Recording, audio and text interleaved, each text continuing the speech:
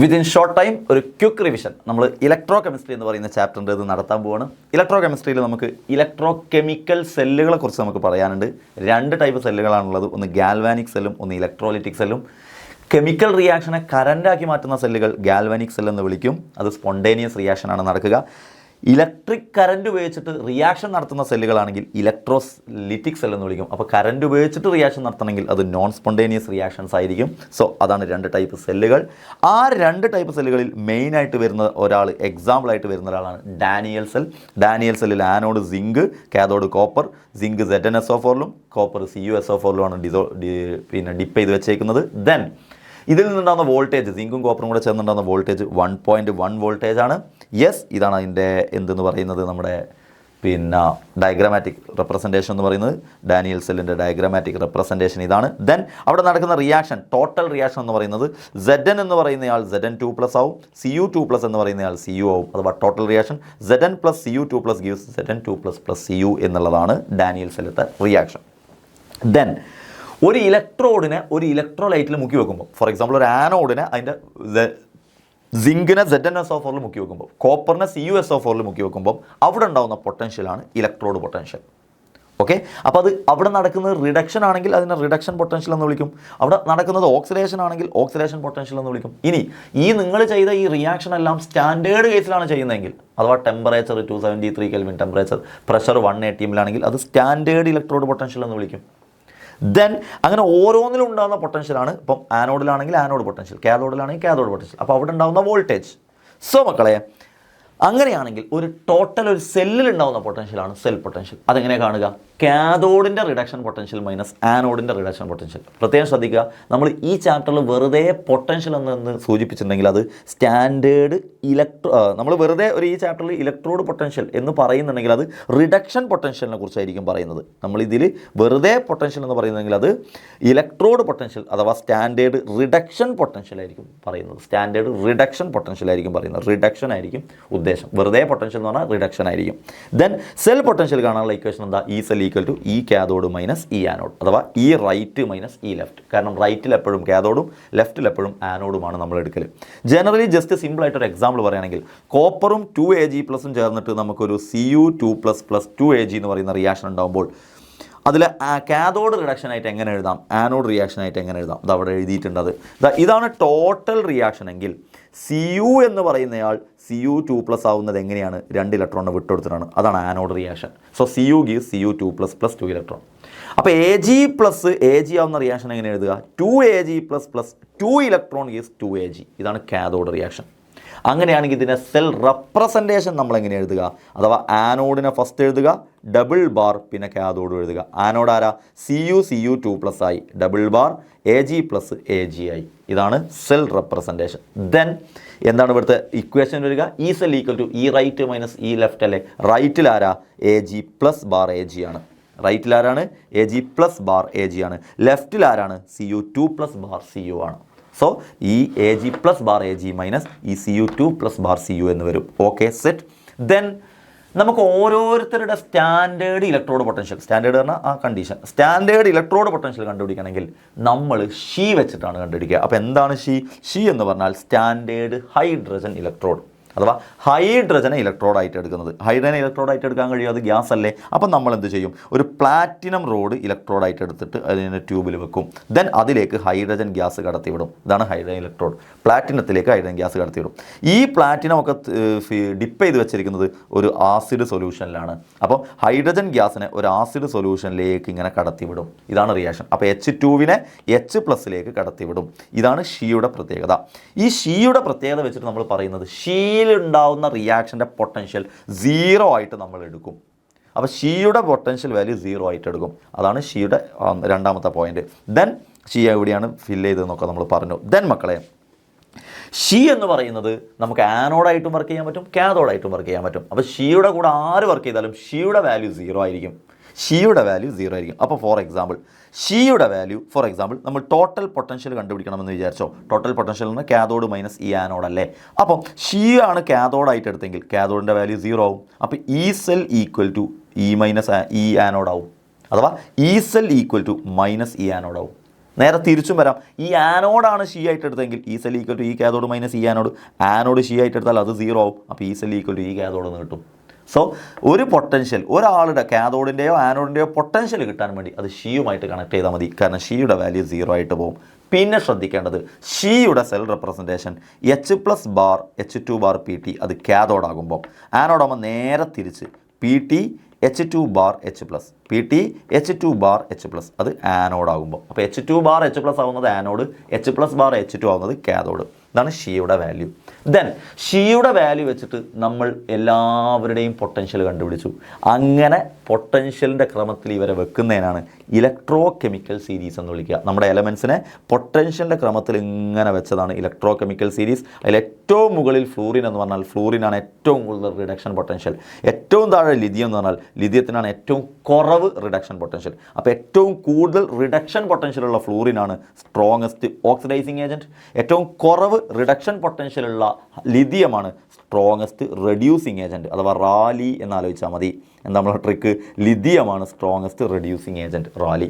Then Nernst equation വരികയാണ്. Nernst ഇക്വേഷൻ്റെ പ്രത്യേകത എന്താണെന്ന് ചോദിച്ചാൽ ഷീ വന്നത് സ്റ്റാൻഡേർഡ് കണ്ടീഷനിൽ മാത്രം പറയാനാണ്. അപ്പോൾ കോൺസെൻട്രേഷനൊക്കെ സ്റ്റാൻഡേർഡ് കണ്ടീഷൻ ആയിരിക്കും. ഏത് കോൺസെൻട്രേഷനിലും പറയാൻ നിങ്ങൾക്ക് വാല്യൂ കണ്ടുപിടിക്കാനാണ് നേൺസ്റ്റ് ഇക്വേഷൻ വരുന്നത്. അപ്പോൾ നേൺസ്റ്റ് ഇക്വേഷൻ ഫോർ എക്സാമ്പിൾ നിങ്ങൾക്ക് ജനറലി ഒരു ഇക്വേഷൻ ഉണ്ട് AA + BB CC + DD ആണെങ്കിൽ നേൺസ്റ്റ് ഇക്വേഷൻ വരിക E cell equal to E0 cell minus 2.303/RT/NF നമുക്ക് എന്തായിട്ട് എടുക്കാം? ഇത്രയും വാല്യൂവിനെ നമുക്ക് എന്തായിട്ട് എടുക്കാം? 0.059/N എന്നും പറയാം. ഓക്കെ, അത്രയും. അപ്പോൾ E cell equal to E0 cell minus 0.059/N log. ആ ലോഗ് കഴിഞ്ഞിട്ടുള്ള ടേമാണ് നിങ്ങൾ ശ്രദ്ധിക്കേണ്ടത്.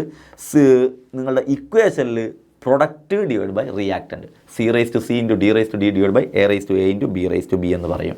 അപ്പോൾ എപ്പോഴും പ്രൊഡക്റ്റിൽ എഴുതുമ്പോൾ അയോൺസുകളെ മാത്രമേ എഴുതൂ, കാരണം ബാക്കി സോളിഡൊക്കെ 1 ആയിട്ട് പോകും. ചാർജ് ഉള്ളവരുടെ കോൺസെൻട്രേഷൻ മാത്രമേ നമ്മൾ എഴുതാറുള്ളൂ. സോ ഈ C⁻C ഡിവൈഡ് ബൈ C⁻C ഈ ടേം ഉണ്ടല്ലോ, ഇത് നമുക്ക് QC എന്നായിട്ട് എഴുതാം, QC എന്നുമാക്കി എഴുതാം. അങ്ങനെയാണെങ്കിൽ ഇതാണ് നമ്മുടെ ഈ സെല്ല് കണ്ടുപിടിക്കാനുള്ള ഇക്വേഷൻ, അഥവാ നേൺസ് ഇക്വേഷൻ. നേൺസ് ഇക്വേഷൻ വെച്ചിട്ട് ഈ സെല്ല് കണ്ടുപിടിക്കാം, സെൽ പൊട്ടൻഷ്യൽ കണ്ടുപിടിക്കാം. എപ്പം സെൽ പൊട്ടൻഷ്യൽ കണ്ടുപിടിക്കാനല്ലേ സാറേ ഷീ പറഞ്ഞത്? അല്ല, ഷീ കണ്ടുപിടിക്കാൻ പറഞ്ഞത് ഷീ വെച്ചിട്ട് നമുക്ക് സ്റ്റാൻഡേർഡേ കണ്ടുപിടിക്കാനുള്ളൂ. സ്റ്റാൻഡേർഡ് അല്ലാത്ത കേസിൽ കണ്ടുപിടിക്കാനാണ് ഇത്.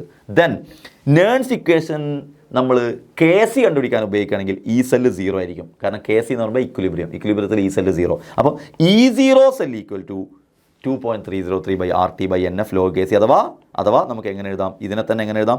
0.059/N log KC എന്നും എഴുതാം. പ്രത്യേകം ശ്രദ്ധിക്കുക, അവിടെ ഈ സെൽ ഉണ്ടാവില്ല, E0 സെല്ലായിരിക്കും. ദെൻ ഗിബ്സ് ഫ്രീ എനർജി എങ്ങനെ കണ്ടുപിടിക്കാം? ΔG കണ്ടുപിടിക്കാനുള്ള equation ΔG equal to -NFE0 cell, -NFE0 cell set. Then നമ്മൾ ഇലക്ട്രോലിസിസുമായിട്ട് ബന്ധപ്പെട്ട റെസിസ്റ്റൻസ്, കണ്ടക്റ്റൻസ് എന്ന് പറഞ്ഞ ടേമിലേക്കൊക്കെയാണ് പോകുന്നത്. അതൊക്കെ നിങ്ങൾക്കറിയാം. റെസിസ്റ്റൻസ് എന്ന് പറഞ്ഞാൽ R ഈക്വൽ ടു ρ × L/A ആണ്. കണ്ടക്റ്റൻസിന് നമ്മൾ കൊടുക്കുന്ന ടേം Gയും റെസിസ്റ്റൻസിന് നമ്മൾ കൊടുക്കുന്ന ടേം Rഉമാണ്. ദെൻ എന്താണ് ഈ കണ്ടക്ടിവിറ്റി? കണ്ടക്ടിവിറ്റിക്ക് നമ്മൾ കൊടുത്ത ടേം കാപ്പ എന്നുള്ളതാണ്. എന്താണ് കണ്ടക്ടിവിറ്റിക്ക് നമ്മൾ കൊടുക്കുന്ന ടേം? കാപ്പ. കണ്ടക്ടിവിറ്റി ആണ് കാപ്പയാണ്. അപ്പം മോളാർ കണ്ടക്ടിവിറ്റി എന്ന് പറഞ്ഞാൽ K/C ആണ്. മോളാർ കണ്ടക്ടിവിറ്റി എന്ന് പറഞ്ഞാൽ K/C ആണ്. K/C × 1000 വരുന്നത് എപ്പോഴാണെന്ന് ചോദിച്ചാൽ അവിടെ യൂണിറ്റ് നമ്മൾ സെൻറ്റിമീറ്റർ സ്ക്വയറിൽ എടുക്കുമ്പോൾ, മീറ്റർ സ്ക്വയറിലാണെങ്കിൽ നമുക്ക് ഇത് മതി. സെൻറ്റിമീറ്റർ സ്ക്വയറിൽ എടുക്കുമ്പോൾ K × 1000 മൊളാരിറ്റി എന്ന് പറഞ്ഞാൽ കോൺസെൻട്രേഷൻ. അപ്പോൾ K/C × 1000, K/C × 1000 എന്ന് പഠിച്ചാൽ മതി. അതാണ് മോളാർ കണ്ടക്ടിവിറ്റി. എന്താണ് മോളാർ കണ്ടക്ടിവിറ്റി എന്ന് പറഞ്ഞാൽ? Conductivity through 1 molar solution. Conductivity through 1 molar solution. Then what is limiting molar conductivity? നിങ്ങളുടെ സൊല്യൂഷൻ്റെ കോൺസെൻട്രേഷൻ ഡൈല്യൂട്ട് ചെയ്ത് 0യിലേക്ക് എത്തിച്ചാൽ, 0യിലേക്ക് ഇങ്ങനെ പോയിക്കൊണ്ടിരുന്നാൽ നിങ്ങളുടെ മോളാർ കണ്ടക്ടിവിറ്റി കൂടി മാക്സിമത്തിലെത്തും. അപ്പം കോൺസെൻട്രേഷൻ 0യിലേക്ക് അപ്രോച്ച് ചെയ്യുമ്പോൾ ഉണ്ടാകുന്ന മാക്സിമം മോളാർ കണ്ടക്ടിവിറ്റിയാണ് ലിമിറ്റിംഗ് മോളാർ കണ്ടക്ടിവിറ്റി. പ്രത്യേകം ശ്രദ്ധിക്കുക, ലിമിറ്റിംഗ് മോളാർ കണ്ടക്ടിവിറ്റിയും അതായത് മോളാർ കണ്ടക്ടിവിറ്റിയും കോൺസെൻട്രേഷൻ തമ്മിൽ ഇൻവേഴ്സ്ലി പ്രൊപ്പോർഷനല്ല. കോൺസെൻട്രേഷൻ കുറക്കുന്നതിനനുസരിച്ച് മോളാർ കണ്ടക്ടിവിറ്റി കൂടും. അതെന്താ കാരണം? നിങ്ങളുടെ കയ്യിൽ ഒരു സ്ട്രോങ് ഇലക്ട്രോലൈറ്റ് ആണ് ഉള്ളതെന്ന് വിചാരിച്ചോ. സ്ട്രോങ് ഇലക്ട്രോലൈറ്റിനെ നിങ്ങൾ ഡൈല്യൂട്ട് ചെയ്യുമ്പോൾ, അഥവാ കോൺസെൻട്രേഷൻ കുറക്കുമ്പോൾ ആ സ്ട്രോങ് ഇലക്ട്രോലൈറ്റ് എന്ന് പറഞ്ഞു കഴിഞ്ഞാൽ അതിലെല്ലാവരും ബ്രേക്ക് ചെയ്തിട്ടുണ്ടാവും. അപ്പോൾ നമ്പർ ഓഫ് പാർട്ടിക്കിൾസ് ഉണ്ടല്ലോ അതൊക്കെ സെയിം ആയിരിക്കും. അതിലേക്ക് നിങ്ങൾ ഡൈല്യൂട്ട് ചെയ്യുമ്പോൾ ആ അയോൺസിൻ്റെ മൂവ്മെൻറ്റ് കൂടും. സോ അയോൺസിൻ്റെ മൂവ്മെൻറ്റ് കൂടും. കാരണം എന്താ, അവർ തമ്മിലുള്ള ഫോഴ്സ് കുറയും. സോ അയോൺസിൻ്റെ മൂവ്മെൻറ്റ് കൂടുമ്പം മോളാർ കണ്ടക്ടിവിറ്റി കൂടും. സോ ഡൈല്യൂട്ട് ചെയ്യുമ്പോൾ മോളാർ കണ്ടക്ടിവിറ്റി കൂടാനുള്ള കാരണം മൂവ്മെൻറ്റ് കൂടുന്നത് കൊണ്ടാണ് ഒന്ന്, അഥവാ ഇൻ്റർ അയോണിക് ഫോഴ്സ് ഡിക്രീസ് ചെയ്യുന്നതുകൊണ്ടാണ്. ഇനി വീക്ക് ഇലക്ട്രോലൈറ്റിനാണെങ്കിൽ, വീക്ക് ഇലക്ട്രോലൈറ്റ് ആകുമ്പോൾ കംപ്ലീറ്റ് ബ്രേക്ക് ചെയ്യുന്നുണ്ടാവില്ല, വീക്കല്ലേ, കംപ്ലീറ്റ് ബ്രേക്ക് ചെയ്യുന്നുണ്ടാവില്ല. പക്ഷേ ഡൈല്യൂട്ട് ചെയ്യുന്നതിനനുസരിച്ച് എന്ത് കൂടും, ഡിഗ്രി ഓഫ് ഡിസോസിയേഷൻ കൂടും, ബ്രേക്ക് ചെയ്യുന്നതിൻ്റെ അളവ് കൂടും. അപ്പം നമ്പർ ഓഫ് അയോൺസ് കൂടും, അഥവാ മോളാർ കണ്ടക്ടിവിറ്റി കൂടും. അപ്പോൾ ഇവിടെ കൂടുന്നത് മൂവ്മെൻ്റ് ആണ് കൂടുന്നത്, ഇവിടെ കൂടുന്നത് മൂവ്മെൻറ്റ് കൂടുമ്പോഴാണ് എന്ത് കൂടുന്നത്, മോളാർ കണ്ടക്ടിവിറ്റി കൂടുന്നത്. ഇവിടെ കൂടുന്നത് നമ്പർ കൂടുമ്പോഴാണ് മോളാർ കണ്ടക്ടിവിറ്റി കൂടുന്നത്. അപ്പം സ്ട്രോങ്ങിന് കൂടാനുള്ള കാരണം മൂവ്മെൻ്റ് ആണ്, വീക്കിന് കൂടാനുള്ള കാരണം നമ്പറാണ്. ദെൻ നോക്കിക്കേ, ഈ ഗ്രാഫിൻ്റെ ഏറ്റവും വലിയൊരു പ്രത്യേകത, ഈ ഗ്രാഫിൽ നിന്ന് സ്ട്രോങ് ഇലക്ട്രോലൈറ്റിൻ്റെ ഗ്രാഫ് കണ്ടോ, അതിങ്ങനെ ചെന്ന് ഇവിടെ തട്ടും. ഇവിടെ തട്ടുമ്പോഴാണ് കോൺസെൻട്രേഷൻ 0 ആവുക. അപ്പോൾ നിങ്ങൾക്ക് ലിമിറ്റിംഗ് മോളാർ കണ്ടക്ടിവിറ്റി കണ്ടുപിടിക്കാൻ പറ്റും. അപ്പോൾ സ്ട്രോങ്ങിൻ്റെ ലിമിറ്റിംഗ് മോളാർ കണ്ടക്ടിവിറ്റി ഗ്രാഫിൽ നിന്ന് കണ്ടുപിടിക്കാൻ പറ്റും. പക്ഷേ വീക്കിൻ്റെ ലിമിറ്റിംഗ് മോളാർ കണ്ടക്ടിവിറ്റി ഗ്രാഫിൽ നിന്ന് കണ്ടുപിടിക്കാൻ പറ്റില്ല എന്നുള്ള മെയിൻ ഒരു പ്രശ്നമുണ്ട്. അപ്പം ഈ സ്ട്രോങ്ങിൻ്റെ സ്ട്രെയിറ്റ് ലൈൻ കർവ് അല്ലേ, സ്ട്രോങ്ങിൻ്റെ സ്ട്രെയിറ്റ് ലൈൻ്റെ കർവാണ്. അപ്പോൾ സ്ട്രെയിറ്റ് ലൈൻ്റെ കർവ് പ്രകാരം y = mx + c, അഥവാ ലാംഡ =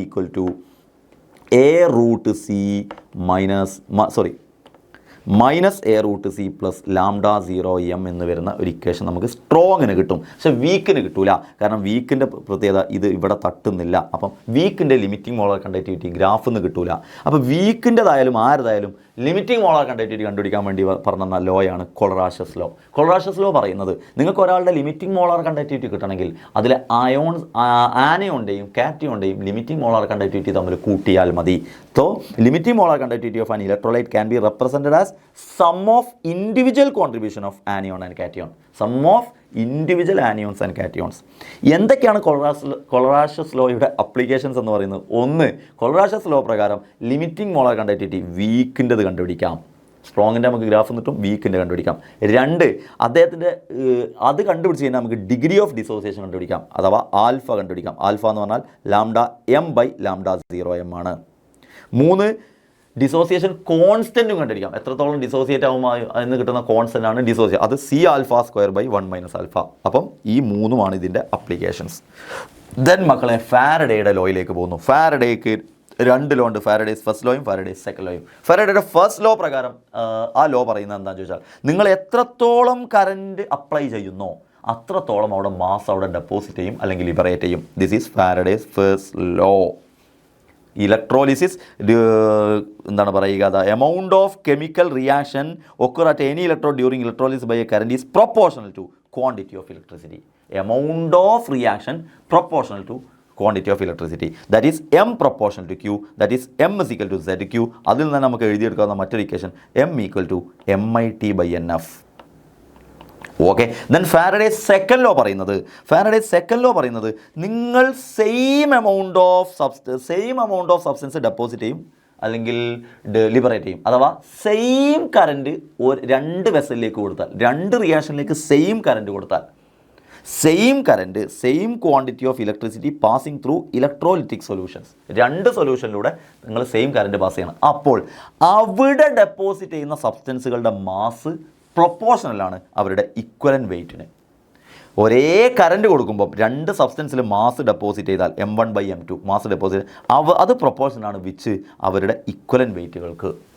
അതാണ് Faraday's second law. Faraday law പ്രകാരമാണ് നമുക്ക് എന്ത് കിട്ടുന്നത്? ഒരു ഇലക്ട്രോണിൻ്റെ ചാർജ് എന്ന് പറഞ്ഞാൽ നമുക്കറിയാം 1.6 × 10⁻⁻19 കൂളമാണ്. ഒരു മോൾ ഇലക്ട്രോണിൻ്റെ ചാർജ് എന്ന് പറഞ്ഞാൽ നമുക്കറിയാം 6.022 × 10⁻23. അതാണ് ഒരു മോൾ, വിച്ച് ഈസ് ഇൻറ്റു 1.6 × 10⁻19. അതെല്ലാം കൂടെ ചെയ്താൽ നിങ്ങൾക്ക് കിട്ടുന്ന വാല്യൂ ആണ് 96500.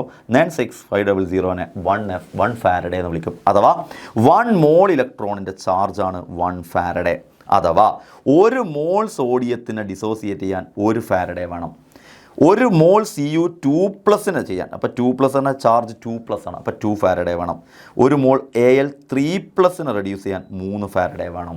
അഥവാ 3+ ആണ് 3 mole electron. Okay, set. Then electrolysis നടത്തുമ്പോൾ അവിടെ ഉണ്ടാവുന്ന ആനോഡിലാരാ കാഥോഡിലാരാ ഒന്ന് നോട്ട് ചെയ്ത് വെച്ചോണ്ടു.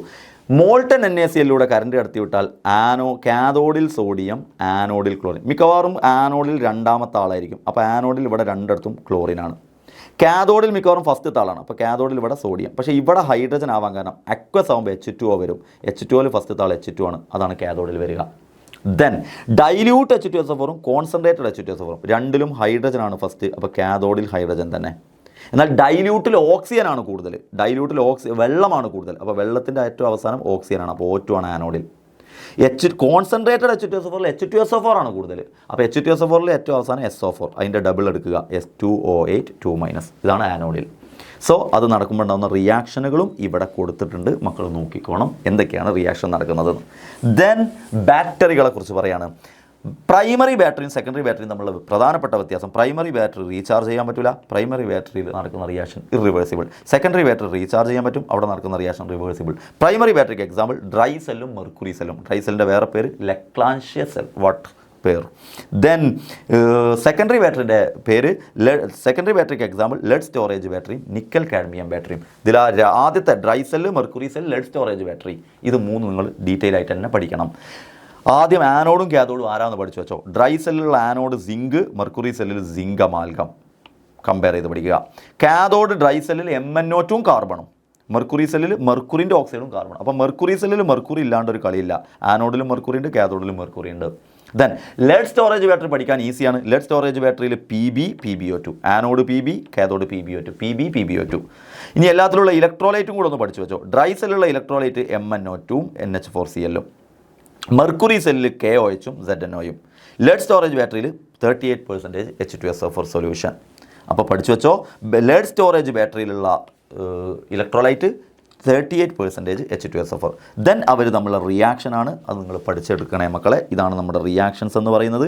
റിയാക്ഷൻസിൽ ഏറ്റവും ഇമ്പോർട്ടൻ്റ് ആയിട്ട് വരുന്നത് നമ്മുടെ ലെഡ് സ്റ്റോറേജ് ബാറ്ററിയിലുള്ള റിയാക്ഷനാണ്. ഈ റിയാക്ഷൻ പഠിക്കാനുള്ള ഏറ്റവും എളുപ്പം എന്താ വെച്ചാൽ ആദ്യം ഓവറോൾ റിയാക്ഷൻ മക്കൾ പഠിക്കുക. ഓവറോൾ റിയാക്ഷൻ പഠിക്കാൻ ഈസിയാണ്. ആനോഡിലുള്ള PBയും കാഥോഡിലുള്ള PbO2 ഇലക്ട്രോലൈറ്റ് H2SO4 കൂടെ കൂടിച്ചേരും. അപ്പോൾ PBയും SO4 ആയിട്ട് കൂടി ചേർന്ന് PbSO4 ആവും. ബാക്കിയുള്ള H2O ആയി മാറും. ദെൻ ഇതിന്ന് ആനോഡ് കാഥോഡ് റിയാക്ഷൻ ആക്കി പിരിച്ചെഴുതാവുന്നതേ ഉള്ളൂ. വെരി ഈസി ആയിട്ട് എഴുതാവുന്നതേ ഉള്ളൂ. അതെങ്ങനെ എഴുതണം എന്നുള്ളത് നമ്മൾ നമ്മുടെ യൂട്യൂബ് ലൈവിൻ്റെ ക്ലാസ്സിലും പറഞ്ഞിട്ടുണ്ട്. ഒന്ന് മക്കൾ പോയി നോക്കിയാൽ മതി. ദെൻ ഏറ്റവും ഇമ്പോർട്ടൻ്റ് ആയിട്ട് ഈ ടോപ്പിക്കിൽ നിന്ന് ഈ ഭാഗത്ത് നമുക്ക് ചോദിക്കുന്നതാണ് ഫ്യൂവൽ സെല്ലിൻ്റെ ഭാഗങ്ങൾ. എന്താണ് ഫ്യൂവൽ സെല്ലുകൾ എന്ന് പറഞ്ഞാൽ, നിങ്ങളുടെ റിയാക്ഷൻ കമ്പഷൻ റിയാക്ഷനാണ് നടക്കുന്നതെങ്കിൽ ആ കമ്പഷൻ റിയാക്ഷനെ ഇലക്ട്രിക്കൽ എനർജിയാക്കി മാറ്റുന്ന, കമ്പഷൻ എനർജിയെ ഇലക്ട്രിക്കൽ എനർജിയാക്കി മാറ്റുന്ന സെല്ലുകളാണ് ഫ്യൂവൽ സെൽ. ഓക്കെ, അതിൽ ആനോഡും കാഥോഡും കാർബണാണ്. ആ ആനോഡിലേക്ക് ഹൈഡ്രജനും കടത്തിവിടും, കാഥോഡിലേക്ക് ഓക്സിജനും കടത്തിവിടും. ഇലക്ട്രോലൈറ്റ് ആയിട്ട് NaOH KOH ഉണ്ടാവും ഫ്യൂവൽ സെല്ലിൽ. അപ്പം എപ്പോൾ ഫ്യൂവൽ സെല്ല് ചോദിച്ചാലും ചിത്രം വരച്ചോണം. ഇങ്ങനെ ഫ്യൂവൽ സെല്ലിൻ്റെ ചിത്രം വരച്ചിട്ട് ആനോഡിലേക്ക് ഹൈഡ്രജൻ കടത്തിവിടുക, കാഥോഡിലേക്ക് ഓക്സിജനും കടത്തിവിടുക. ഇലക്ട്രോലൈറ്റ് ആയിട്ട് OH- ഉണ്ടാവും. അങ്ങനെ ഹൈഡ്രജനും ഓക്സിജനും കൂടെ കമ്പൈൻ ചെയ്ത് H2 ഉണ്ടാവുന്നതാണ് ഇവിടുത്തെ റിയാക്ഷൻ. അപ്പോൾ റിയാക്ഷൻ എപ്പോഴും ചോദിക്കാറുണ്ട്. എന്താ reaction? Total reaction 2H2 + O2 gives 2H2O. 2H2 + O2 gives 2H2O. ഇനി ആനോഡിലുള്ള റിയാക്ഷൻ എന്താ, കാഥോഡിലുള്ള റിയാക്ഷൻ എന്താ, അതും നിങ്ങൾക്ക് ഈസി ആയിട്ട് പഠിക്കാവുന്നതേ ഉള്ളൂ. ഇത് അങ്ങോട്ടും ഇങ്ങോട്ടും ഡിവൈഡ് ചെയ്ത് എഴുതിയാൽ മതി. അപ്പോൾ ആനോഡിൽ വരുന്ന 2H2 + 4OH- gives 4H2O + 4 electron. Then കാഥോഡിൽ O2 + 2H2O + 4 electron gives 4OH-. ഇതിൻ്റെ ഏറ്റവും വലിയ പ്രത്യേകത, ആനോഡിൽ എഴുതിയ 4OH- 4 ഇലക്ട്രോണും കണ്ടോ, അത് കാഥോഡിൽ നേരെ ഓപ്പോസിറ്റ് എഴുതണം. ഇനി ആനോഡിൽ എഴുതിയ 4H2 ഉണ്ടല്ലോ, അതിന് 2H2- ചെയ്ത് കാഥോഡിൽ എഴുതണം. കാരണം അതും വെട്ടിപ്പോയാലാണ് നമുക്ക് പ്രൊഡക്റ്റിൽ 2H2 കിട്ടുക. അപ്പോൾ അതും ഒന്ന് പഠിച്ചോളുക. ഫ്യൂവൽ സെല്ലിൻ്റെ അഡ്വാൻറ്റേജസ് ലോങ് ലൈഫാണ്, ഹൈലി എഫിഷ്യൻ്റ് ആണ്, പൊല്യൂഷൻ ഫ്രീ ആണ്, അഥവാ എക്കോ ഫ്രണ്ട്ലി ആണ്. ദെൻ കൊറോഷൻ എന്ന് പറയുന്ന ടോപ്പിക്കാണ്. കൊറോഷൻ എന്ന് പറഞ്ഞു കഴിഞ്ഞാൽ ഏതെങ്കിലും ഒരു മെറ്റലിൻ്റെ സർഫസിൽ റിയാക്ഷൻ നടന്നിട്ട് മെറ്റൽ വേറെ കോമ്പൗണ്ടായി മാറാം, മെറ്റലിൻ്റെ സർഫസ് വേറെ കോമ്പൗണ്ടായിട്ട് മാറുന്നതാണ് കൊറോഷൻ എന്ന് പറയുന്നത്. കൊറോഷൻ നമുക്ക് മെയിനായിട്ട് പഠിക്കാനുള്ളത് അയണിന് റസ്റ്റിംഗ് നടക്കുന്നത്. കൊറോഷൻ ഓഫ് അയണിൻ്റെ ഏറ്റവും വലിയ പേരാണ് റസ്റ്റിംഗ്, അഥവാ റസ്റ്റിംഗ് ഓഫ് അയൺ, ഇരുമ്പ് തുരുമ്പിക്കുന്നത്. ഇരുമ്പ് തുരുമ്പിക്കുന്നതിൻ്റെ റിയാക്ഷൻ എങ്ങനെയാണ്? വെരി സിമ്പിളാണ്. ഇരുമ്പ് 2Fe 2Fe2+ ആവും, 4 ഇലക്ട്രോണിനെ വിട്ടുകൊടുത്തിട്ട്. 2Fe2+ ആവും, 4 ഇലക്ട്രോണിനെ വിട്ടുകൊടുത്തിട്ട്. ആ 4 ഇലക്ട്രോൺ 4H+ ഓക്സിജനുമായിട്ട് റിയാക്ട് ചെയ്ത് 2H2 ആവും. ഇത് ആദ്യത്തെ റിയാക്ഷൻ ആനോഡിൽ, രണ്ടാമത് ഞാൻ പറഞ്ഞത് കാഥോഡിൽ. ഓവറോൾ റിയാക്ഷൻ ഇവിടെ പറഞ്ഞിട്ടില്ലെങ്കിലും കുഴപ്പമില്ല. ദെൻ നിങ്ങൾ ആ Fe2+ ഉണ്ടല്ലോ, റിയാക്ഷനിലൂടെയൊക്കെ പോയിട്ട് അത് Fe3+ ആയിട്ട് മാറും. ആ Fe3+ പിന്നെ വാട്ടറൊക്കെ ആയിട്ട് റിയാക്ട് ചെയ്തിട്ടത് Fe2O3.XH2 ആവും. ഇതിനെ നമ്മൾ വിളിക്കുന്ന പേരാണ് റസ്റ്റ്. ഓക്കെ. എന്തൊക്കെയാണ് കൊറോഷൻ പ്രിവെൻറ്റ് ചെയ്യാനുള്ള മെത്തേഡുകൾ? ഒന്ന്, പ്രൊട്ടക്ഷൻ ബാരിയർ വെക്കുക, ദെൻ വേറെ ഏതെങ്കിലും എലമെൻറ്റ് വെച്ചിട്ട് കവർ ചെയ്യുക, ദെൻ ആൻറ്റി റസ്റ്റ് സൊല്യൂഷനൊക്കെ അടിക്കുക. ഇതാണ് കൊറോഷൻ പ്രിവെൻറ്റ് ചെയ്യാനുള്ള മെത്തേഡുകൾ. So that's electro chemistry.